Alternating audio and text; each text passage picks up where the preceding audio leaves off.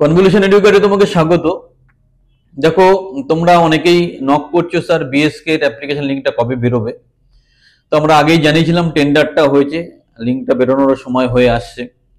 কিন্তু সেই চাকরির প্রিপারেশন বা সবকিছু নেওয়ার আগে আমরা যদি একবার দেখে নিই যে অ্যাকচুয়ালি বিএসকিতে ভ্যাকেন্সিটা কেমন আছে, কতগুলো ভ্যাকেন্সি আছে এবং ডিস্ট্রিক্ট ওয়াইজ সেই ভ্যাকেন্সিগুলো কিভাবে ডিস্ট্রিবিউটেড আছে, তাহলে তুমি অনেক ইন্সপিরেশন পাবে, তোমার প্রিপারেশন নিতে সুবিধা হবে।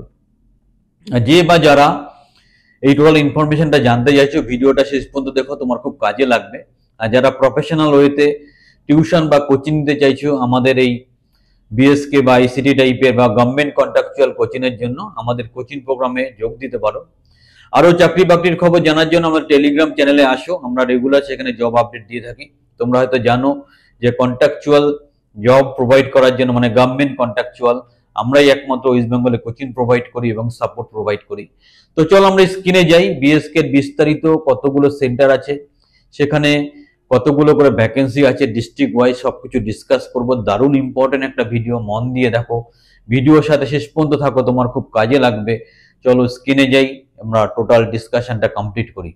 এর অ্যাপ্লিকেশন লিংক আসার আগে, কারণ অ্যাপ্লিকেশন লিংক আসার সময় হয়ে আসছে, আমাদের জেনে নেওয়া দরকার যে বিএসকে তে এক্স্যাক্টলি কতগুলো ভ্যাকেন্সি আছে এবং ডিস্ট্রিক্ট ওয়াইজ নির্দিষ্টভাবে কতগুলো ভ্যাকেন্সি আছে। সো আমরা যদি অ্যাপ্রক্সিমেটলি দেখে নিই, টোটাল 1461টা বিএসকে প্রপোজাল এসছে, যেখানে অ্যাপ্রক্সিমেটলি 29/22 এটা প্রায় 3000 নতুন BSK data entry operator recruitment হবে। ডিস্ট্রিক্ট ওয়াইজ দেখে নেবে একটু। মালদাতে 102টা সেন্টার আছে, সো অ্যাপ্রক্সিমেটলি 202 থেকে 204 জন রিক্রুটমেন্ট হবে। উত্তর দিনাজপুরে 100টা আছে বিএসকে সেন্টার প্রপোজড আছে, তাহলে অ্যাপ্রক্সিমেটলি 200 জন রিক্রুটমেন্ট হবে। পূর্ব মেদিনীপুরে 140টা আছে, সেখানে ধরা যায় 280 জন অ্যাপ্রক্সিমেটলি রিক্রুটেড হবে।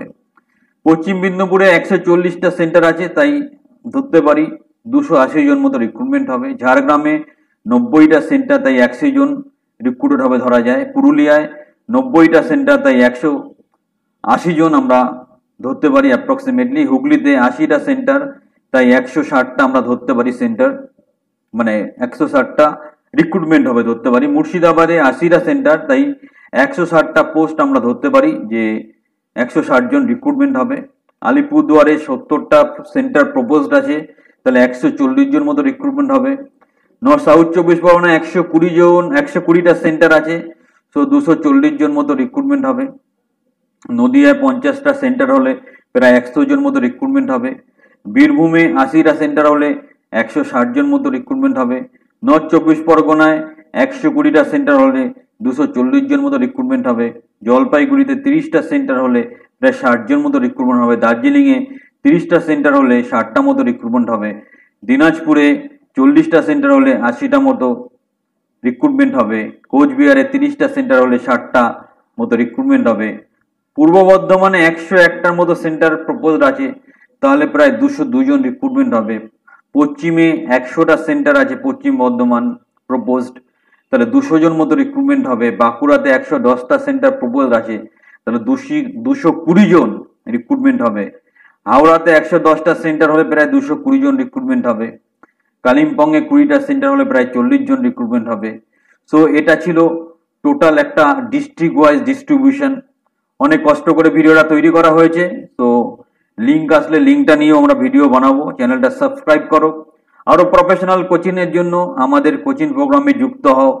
এরকম অথেন্টিক সাপোর্ট এবং সঠিক সাপোর্ট কোথাও পাবে না, সবাই ইমিডিয়েটলি আমাদের কোচিং প্রোগ্রামে যুক্ত হও। All the best. ভিডিওটা এখানেই শেষ করছি।